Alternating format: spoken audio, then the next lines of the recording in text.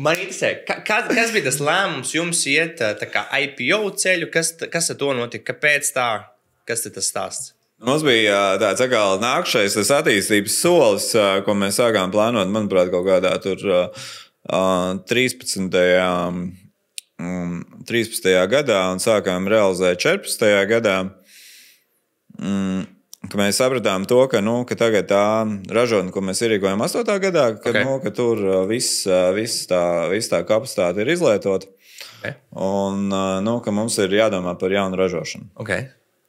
Un tad, man liekas, arī tas bija, projekts sākums bija 14. gadā, kad tad mēs arī tur uzrakstījām Eiropas projektu, tur jaunu iekārtu iegādi, un arī tad ar attīstītāju tur noslēdzām līgumu, ka mums izbūvēs tur jaunas šīs ražošanas telpas sagatavos.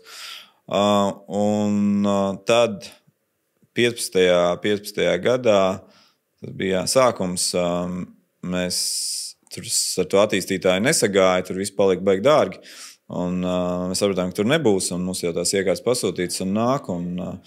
Un tad mums palaimējās tiešām atradām šo te ļoti atbilstošu telpas tur Marpē, Zeltiņielā, kur mēs arī pašreiz atrodamies. Un tad mums bija tā, ka steidzam, neplānoti vēl tur tajā Zeltiņielā jāiegādājas un jārīko ražošanu. Un tajā 15. gadā, faktiski 15. gada beigās, 16. gadā, kad mēs palaidām jauno ražošanu, tad mēs bijām tā, ka tur tie visi resursi, kas bija uzņēmumam, viss bija salikts tur iekšā tās jaunās ražošanas izveidē, un mēs domājam, ko darīt tālāk. Jo tajā laikā jau uzņēmums arī bija stipri mazāks, man liekas, 14. gadā, kad mēs realizējām, sākām tur strādāt pie tās jaunās ražošanas projektu, tur uzņēmuma apgrozījums bija kaut kā 3,5 miljonu eiro. Tā kā uzņēmums bija stipri mazāks nekā tagad, 7 reizes mazāks. Un vienkārši pēc tās jaunās ražošanas tās realizācijas, uzņēmuma reāli visi resursi tur, viss tur kredītlimits, viss bija izmantots, un mēs nolēmām, ka lai mēs varam turpināt attīstīties, audzēt tur tos eksporta tirgus, mums vajag papildus resursus.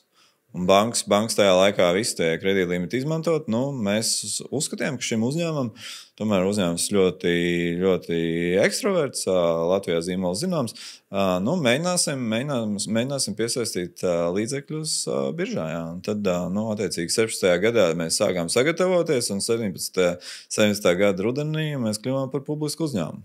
Kas jāņem vērā citiem, ja viņiem ar tādu, man ir biznesa no 1 līdz 10 miljoniem, es varbūt arī gribētu papildus finansēt. Ko jārēķinās? Kas vispār notiek? Cik daudz daļas ir kā tas vispār notiek? Tu vari droši vien pats izlēmt, cik tur daļas tu pats izlēmt? Okay. Jā, tā kā droši vien, jo, tā kā,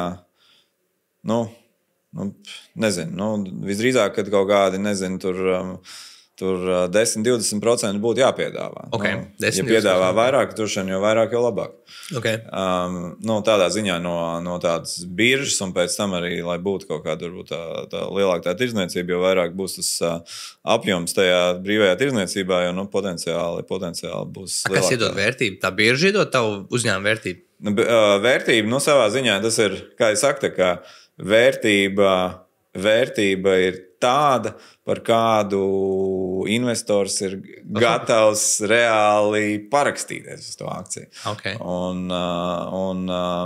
Tur, protams, ir analītiķi, tur ir kaut kādi, tur arī, protams, uzņēmuma īpašnieki, viņiem arī ir kaut kāda sava sajūta, cik viņi redz to vērtību. Protams, ja tas tur baigi atšķirās, ka tas neiet kopā, tad tur varētu būt sarežģīti. Bet, es saku, ka, man liekas, ejot uz biržu,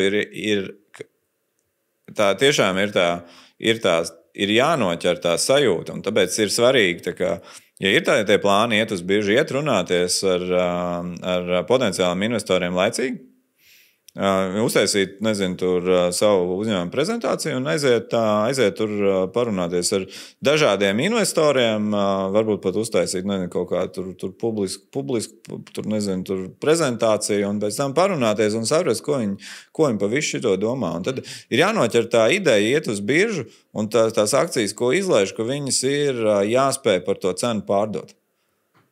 Un tā ir tā sajūta, kas ir bišķi trikī, ko tev neviens arī līdz galam, tur pārsvarā visi investori tur parakstās tām akcijām tur pēdējā vai priekšpēdējā dienā. Tā kā tu pat neiegūsi tajā procesā, kad tas publiskais piedāvājums iet, kas parasti ir tur nedēļa līdz 2, tu pat tad tajā sākumā vēl neredz, liekas, nekā nav. Un ka tad tur beigās tie dīli, tur visi tur sanāk tur pēdējās dienās kopā. Un tā ir, manuprāt, tā svarīgākā lieta, kad ir jāver tas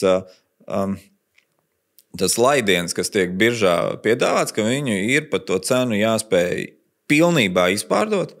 Un ļoti, ļoti veselīgi ir tad, ja vēl tas pieprasījums pēc tām akcijām ir bijis lielāks nekā bija tas piedāvājums, jo tad, protams, var sagaidīt, ka tad, kad nolistēsies, tad būs investori, kas gribēs nopirkt otrreizējā tirgu, kas, protams, attiecīgi ietekmēs pozitīvu cenu.